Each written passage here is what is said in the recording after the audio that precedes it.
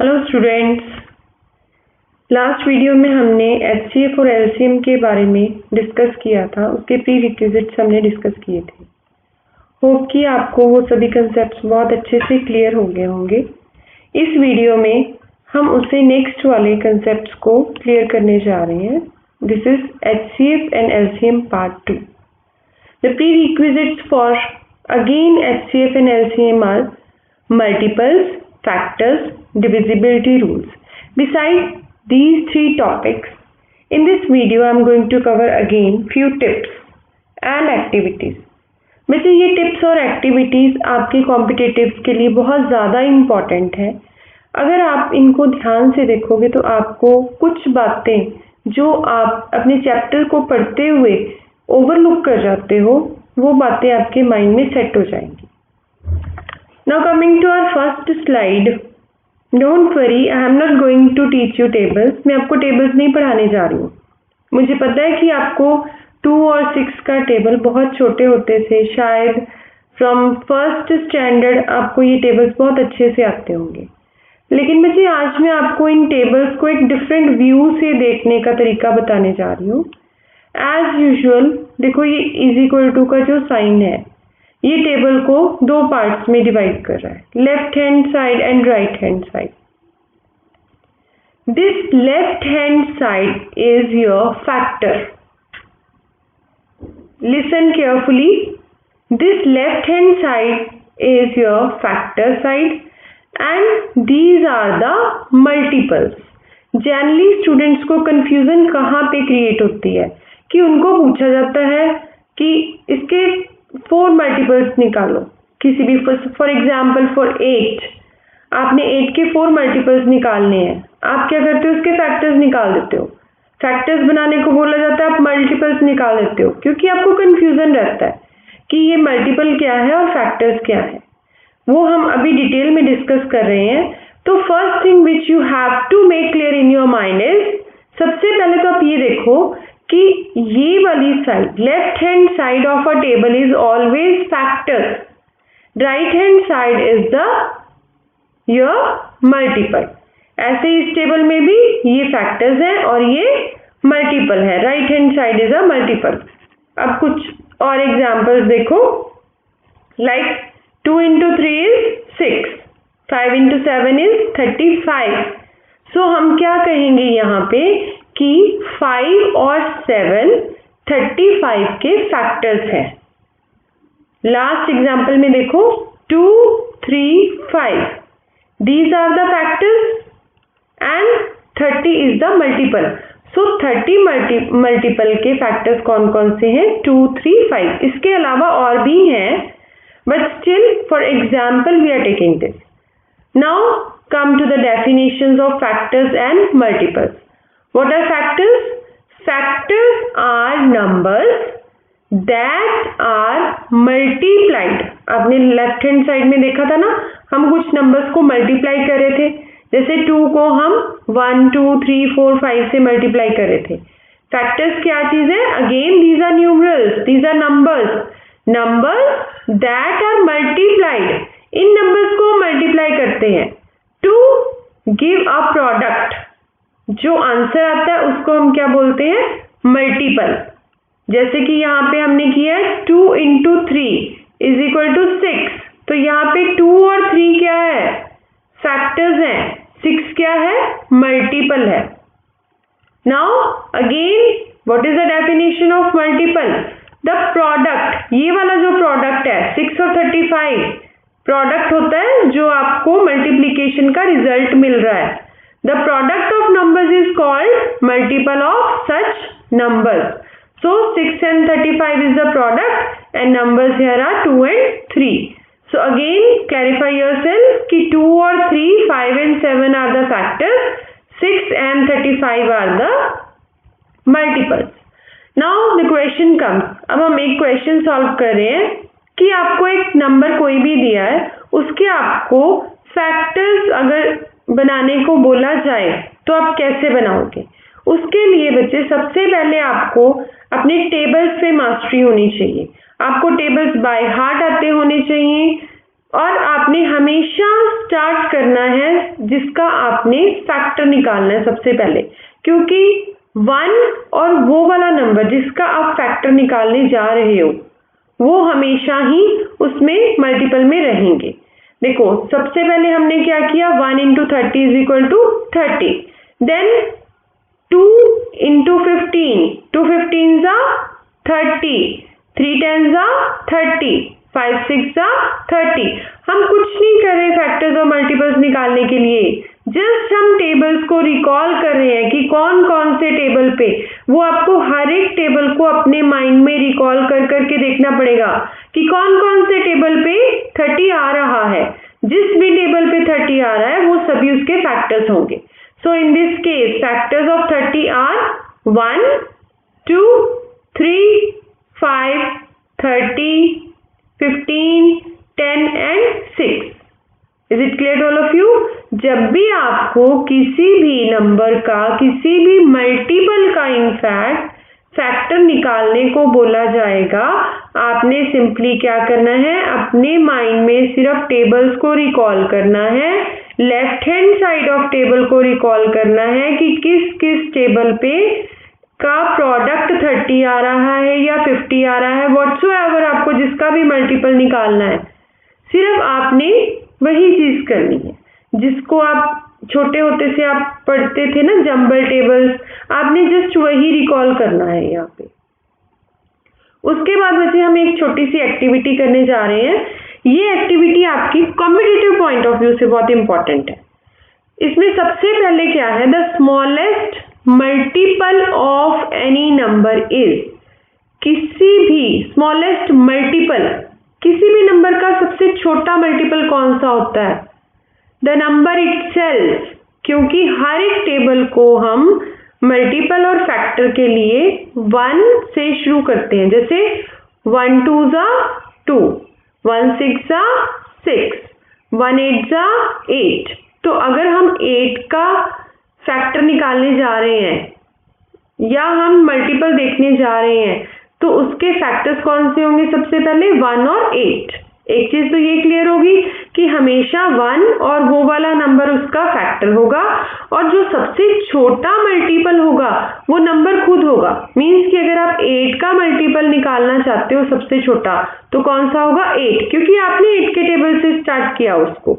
1 8s are 8। अगर आप 3 का सबसे छोटा मल्टीपल निकालना चाहते हो तो वो क्या होगा, 1 3s are 3, क्योंकि उसके बाद नेक्स्ट मल्टीपल क्या होगा उसका, 6, नेक्स्ट क्या होगा 9, नेक्स्ट क्या होगा 12, लेकिन सबसे छोटा कौन सा होगा, 3। इसी तरह से बच्चे अगर आप 6 का निकालना चाहते हो या 5 का निकालना चाहते हो तो सबसे छोटा मल्टीपल क्या होगा, 1 5s are 5, उसके बाद क्या होगा 2 5s are 10, then 3 5s are 15। इस तरह आप मल्टीपल्स निकाल सकते हो। The next is smallest factor of any number is। अब आपने क्या करना है कि किसी भी नंबर का, अभी हमने थोड़ी देर पहले डिस्कस किया है कि सबसे स्मॉलेस्ट फैक्टर कौन सा होता है किसी भी नंबर का, 1, क्योंकि 1 जो है वो हर एक नंबर का फैक्टर होता ही होता है। The next is a number which has exactly 1 factor, जिसका सिर्फ एक ही फैक्टर है, वो कौन सा है, 1, क्योंकि बाकी केसेस में क्या है, वो नंबर जिसका आप फैक्टर निकालने जा रहे हो और 1, ये 2 फैक्टर्स होते हैं। लाइक अगर आपने 8 के फैक्टर्स निकालने हैं या सपोज आपने किसी प्राइम नंबर 3 या 2 के फैक्टर्स निकालने हैं तो उसके फैक्टर्स कौन कौन से होंगे, 2 तो होगा ही होगा, साथ में 1 भी होगा, 3 तो होगा ही होगा, साथ में 1 भी होगा। लेकिन कौन सा ऐसा नंबर है जिसका सिर्फ और सिर्फ एक ही फैक्टर है, वो कौन सा है, 1, क्योंकि इसका फैक्टर कौन सा बनता है, सिर्फ 1, 1 comma 1, दैट इज 1 only। Now come to true false, just to check your knowledge कि आपको कितना समझ आया। 6 is the multiple of 2। Apply करो अपना माइंड, मल्टीपल क्या था, 6 is the multiple of 2, 2 3s are 6, yes, 6 2 के टेबल पे राइट हैंड साइड पे आ रहा है, so this is true। The next is 7 is the multiple of 35, false। क्यों false है बेटा ये, क्योंकि 7 5s are 35 होता है, 7 35 का फैक्टर है, it is not a multiple, ये मल्टीपल नहीं है 35 का, ये फैक्टर है 35 का, क्योंकि 7 5 जा 35 होता है, 35 के टेबल पे 7 नहीं आता। The next is 5 is the factor of 40। अब अपना दिमाग अप्लाई करो, 5 क्या 40 का फैक्टर है? देखो 5 का टेबल काउंट करो, 5 8 जा 40, हाँ जी, तो 40 क्या है? मल्टीपल, 5 क्या है? Factor, so this is true. Then next is 2 is the multiple of 1, 1 2 जा 2, तो ये भी क्या हो गया आपका? ट्रू हो गया। अब बेटा जो मोस्ट इंपॉर्टेंट टिप्स हैं, देखो अभी तक हमने क्या डिस्कस किया कि मल्टीपल और फैक्टर्स क्या होते हैं, वो आपको समझ में आ गया होगा कि अगर आपको कोई नंबर दिया जाए, उसका आपको मल्टीपल फाइंड आउट करने के लिए कहा जाए, तो आपने सिंपली टेबल स्टार्ट करना है अपने माइंड में, और उसकी जो राइट हैंड साइड है वो किसी भी नंबर की मल्टीपल्स होगी, और फैक्टर्स कौन से होंगे? लेफ्ट हैंड साइड के सभी नंबर्स उसके फैक्टर्स होंगे। अब इसमें हमारे जो मेन टिप्स क्या हैं, जो आपको माइंड में रखने हैं जब आपने एग्जाम में जाना है। सबसे पहला क्या है? 1 and number itself, be careful, 1 and number itself are always two factors of any numbers। जैसे अगर सपोज हस्बैंड वाइफ है, अगर हस्बैंड इलेक्शन में खड़ा हो रहा है तो वाइफ और हस्बैंड तो उसको वोट देंगे ही देंगे, ठीक है। इसी तरह से अगर आप फैक्टर्स की बात करोगे तो 1 and 6 नंबर के फैक्टर्स होंगे ही होंगे। अगर यहाँ पे हम 8 नंबर की बात करेंगे तो 1 and 8 उसके हमेशा फैक्टर्स होंगे। अगर आप यहाँ पे 27 की बात करोगे तो 1 and 20 तो उसके फैक्टर्स होंगे, बिसाइड्स 1 and 27 और भी फैक्टर्स होंगे। लेकिन 1 and नंबर इटसेल्फ, जिस नंबर के आप फैक्टर्स निकालने जा रहे हो वो वाला नंबर और 1, ये हमेशा उसके फैक्टर्स होंगे। Next is multiple of any number can be calculated by multiplying with counting numbers। अब हमने देखा कि अगर आपने 16 के मल्टीपल्स निकालने हैं तो आप कैसे निकालोगे? 16 का टेबल काउंट करना स्टार्ट कर देते हो आप। टेबल काउंट करने का मतलब क्या है? 16 1 जा 16, 16 2 जा 32, तो इसके मल्टीपल्स क्या होने शुरू हो गए? 16 32, ऐसे ऐसे आपके आगे चलते जाएंगे। अगर आपने 5 का निकालना है सपोज, क्योंकि 5 का टेबल आप सबको इजीली आता है, तो आप कैसे निकालोगे उसके मल्टीपल्स? 5 1 जा 5, 5 2 जा 10, 5 3 जा 15। क्या कर रहे हो आप? सिंपली 5 को आप काउंटिंग से मल्टीप्लाई कर रहे हो, 1 2 3 4 5 6, इसको आप ऐसे मल्टीप्लाई करके जितने मर्जी मल्टीपल्स निकाल सकते हो। Next is each factor always, here word always is very important. Each factor always divides multiple without any reminder, means when 6 is divided by any of its factors. अब हमने 6 के फैक्टर्स बना लिए थे, 1 2 3 एंड 6। जब आप 6 को 3 से डिवाइड करोगे या आप 6 को 2 से डिवाइड करोगे तो आपका रिमाइंडर हमेशा 0 आएगा। क्यों 0 आएगा? क्योंकि हमारे फैक्टर्स और मल्टीपल्स एक दूसरे से इंटर रिलेटेड है। अगर 2 3 जा 6 है तभी वो उसका फैक्टर है, अगर वो उसका फैक्टर है तभी वो उससे पूरा पूरा डिवाइड हो सकता है। अब इस चीज की जरूरत आपको कहाँ पे पड़ती है? ये जो पॉइंट मैं आपको बता रही हूँ कि हमेशा रिमाइंडर 0 आना चाहिए, तो इस चीज की आपको जरूरत कहाँ पड़ती है प्रैक्टिकल्स में? सपोज आपको कोई क्वेश्चन दिया गया कि is 128 is a factor of, sorry, if you can say that 6 is the factor of 128 or not, so what you will do? आप 128 को 6 से डिवाइड करके देख लोगे सिंपली। अगर तो रिमाइंडर 0 आया तो आप कहोगे कि ये उसका फैक्टर है, अगर 0 नहीं आता तो आप कहोगे कि ये उसका फैक्टर नहीं है। The next is number of factors. Number of factors of given number, कि अगर आपने सपोज 10 के फैक्टर्स निकालने हैं तो यहाँ पे गिवन नंबर क्या हुआ 10, फाइनाइट लिमिटेड, कि उसके फैक्टर्स लिमिटेड होंगे क्योंकि जो 10 है वो बहुत लिमिटेड टेबल्स में आता होगा। Whereas the number of multiple of given number is infinite, क्योंकि मल्टीपल्स आपने कैसे निकालने हैं, आपने 2 को 1 से मल्टीप्लाई किया 2 को 2 से मल्टीप्लाई किया 4, 2 को 3 से मल्टीप्लाई किया 6, ऐसे कर करके आप 2 को 1000 से भी मल्टीप्लाई कर सकते हो, 2 को लाख से भी मल्टीप्लाई कर सकते हो, 2 को करोड़ से भी मल्टीप्लाई कर सकते हो, क्योंकि हमारी काउंटिंग एंडलेस है, इनफाइनाइट है। इसी तरह से हमारे जो मल्टीपल्स हैं वो भी इनफाइनाइट है, क्योंकि हम कोई भी काउंटिंग नंबर से उसको मल्टीप्लाई कर सकते हैं नंबर को। लेकिन फैक्टर्स वो होते हैं बच्चे जो किसी टेबल में आ रहे हो, उस टेबल में जितने टेबल्स में वो नंबर आता है वो लिमिटेड होते हैं, इसलिए फैक्टर्स जो है वो हमेशा लिमिटेड होते हैं, लेकिन जो आपके मल्टीपल्स होते हैं वो हमेशा अनलिमिटेड होते हैं। The next is the lowest factor of any multiple is 1, ये हम पीछे डिस्कस कर चुके हैं। And highest factor is number itself, ठीक है।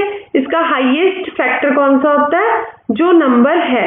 अगर आपने किसी भी नंबर का निकालने हैं मल्टीपल, तो आप क्या करोगे, इसका लोएस्ट कौन सा देखोगे, ये आप चाहे लर्न कर सकते हो।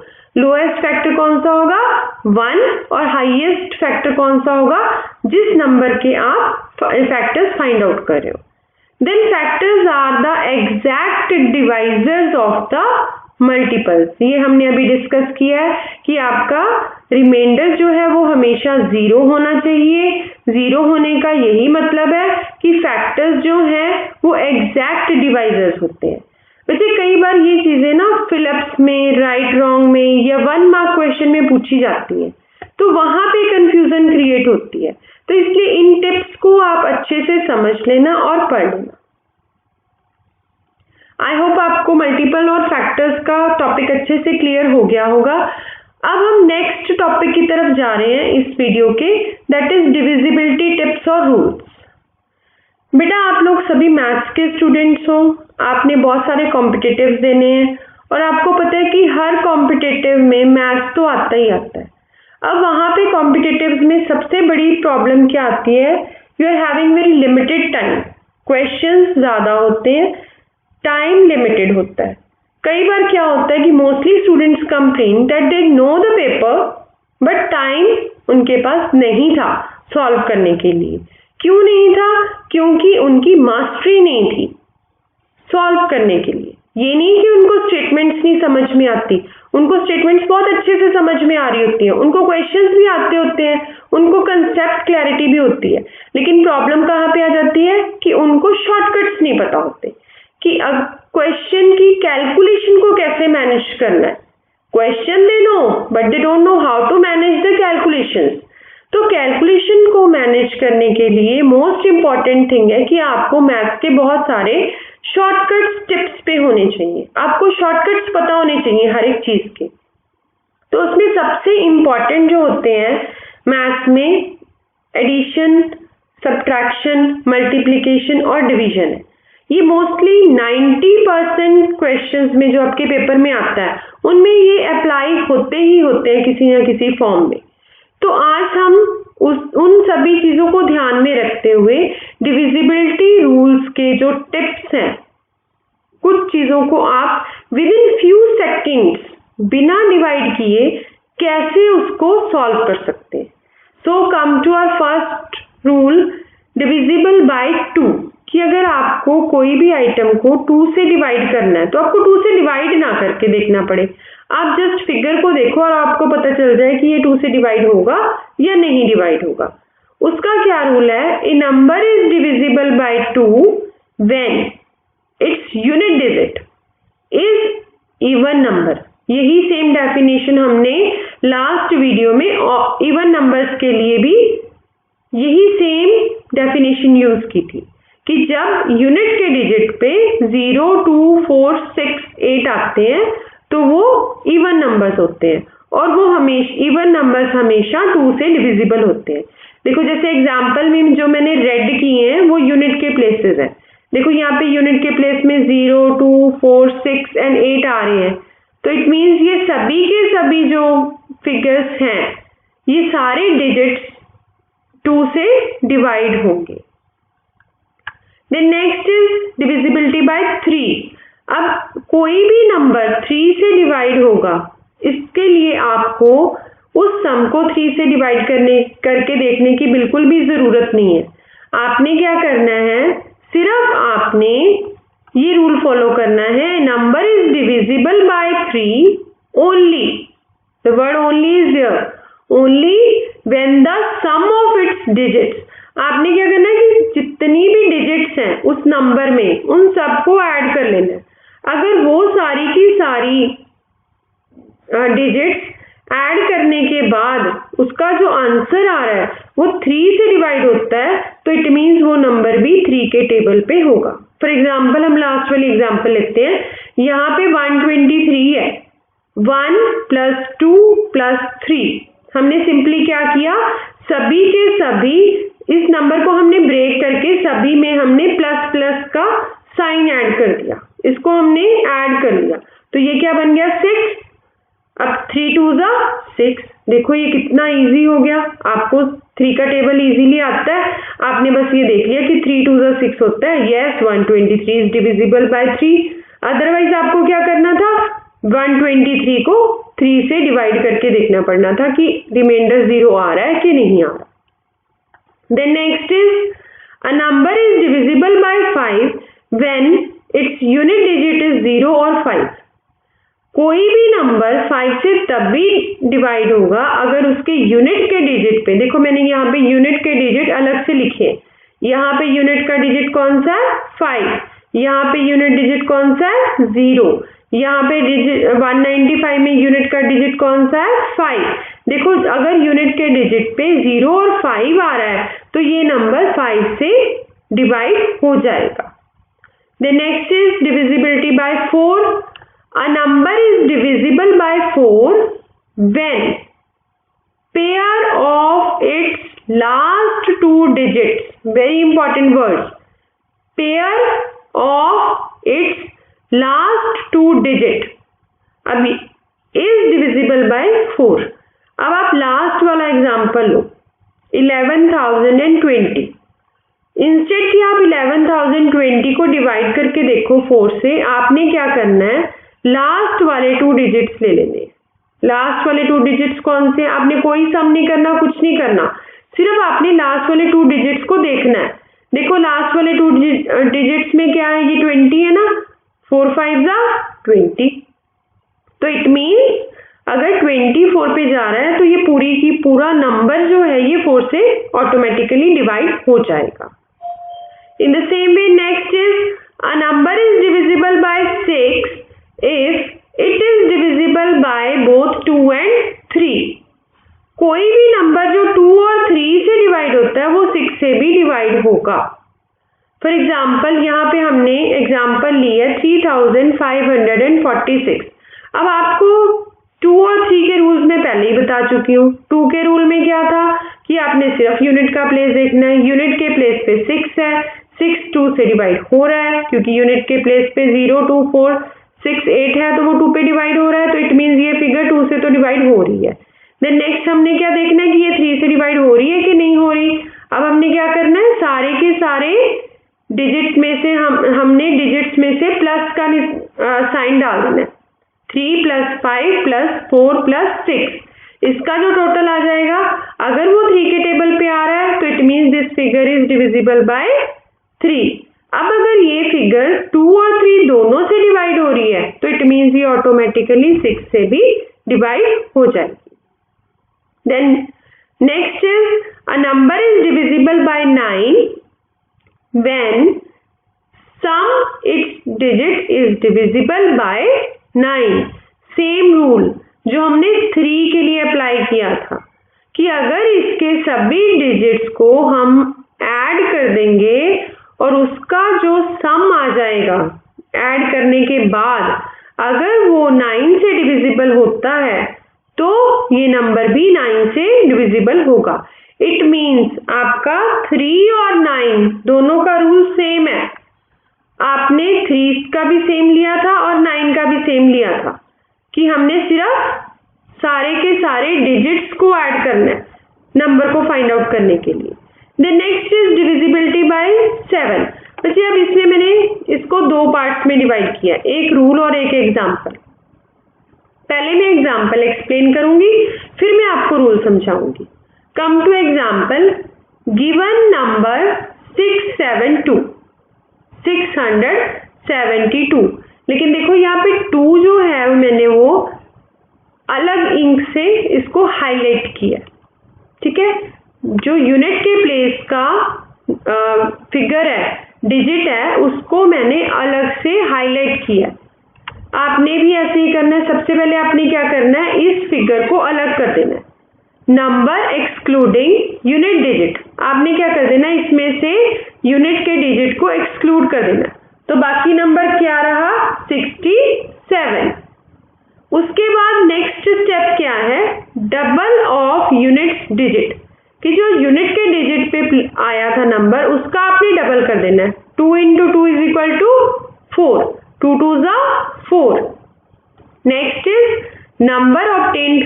अब हमारा नंबर कैसे आएगा, 67 जो हमने ए पार्ट में लिया था, -4 is equal to 63। अब सिंपली आप देख लो कि 63 जो है वो 7 के टेबल पे आ रहा है या नहीं आ रहा। देखो काउंट करो, yes 63 is here in the table of 7। तो हम क्या कहेंगे, 672 इज डिविजिबल बाय 7। अब हम आते हैं रूल पे। इसका रूल क्या कहता है, if the number excluding units digit, देखो हमने 2 को एक्सक्लूड कर दिया था, पहले अलग कर दिया था, माइनस मतलब अगर आप यूनिट का डिजिट छोड़ देते हो उसके अलावा जो नंबर बच गया उसमें से आपने क्या लेस करना है, -2 into यूनिट डिजिट। आपने क्या लेस किया इसमें से, 2 into जो यूनिट का डिजिट है, इज डिविजिबल बाय 7। अगर इनमें से लेस करने के बाद जो आपका आंसर आ रहा है वो 7 से डिवाइड हो रहा है, तो जो आपका गिवन नंबर है वो भी 7 से डिवाइड होगा। Then your last divisibility rule is again, first come to example. देखो हमने 3 और 9 के लिए क्या किया था कि आप सभी के सभी डिजिट्स को ऐड कर दो, लेकिन 11 में थोड़ी सी वेरिएशन क्या है कि हमने इनके डिजिट्स को 2 पार्ट्स में डिवाइड कर लिया, odd and even digits. Keep in mind, divisibility bye 11 के लिए हमने क्या किया है, हमने पूरी फिगर को, पूरे नंबर को हमने ऑड और इवन डिजिट्स में डिवाइड कर लिया। देखो जो मैंने रेड से लिखे हैं, these are the odd digits, और जो ब्लैक से लिखे हुए हैं वो कौन से हैं, इवन डिजिट्स। अब हम क्या करेंगे, सबसे पहले सम ऑफ ऑड डिजिट्स करेंगे। देखो हमने यहाँ पे किया sum of odd places digits, that is 6 + 4 + 8, ये कितना आ गया, 18। Sum of even place digit, 8 + 3 + 7 is equal to 18। Clear. First step में क्या किया आपने, पूरे के पूरे नंबर को ऑड और इवन डिजिट्स में अलग अलग कर लिया, फिर उसके बाद आपने उनको टोटल कर लिया। देन नेक्स्ट आपने क्या किया, उनका डिफरेंस फाइंड आउट कर लेना। 18 - 18 इज इक्वल टू 0। अब आते हैं हम रूल पे। अ number is divisible bye 11 if the difference between the sum of its digits at odd places and sum of its digits at even places is either 0 or divisible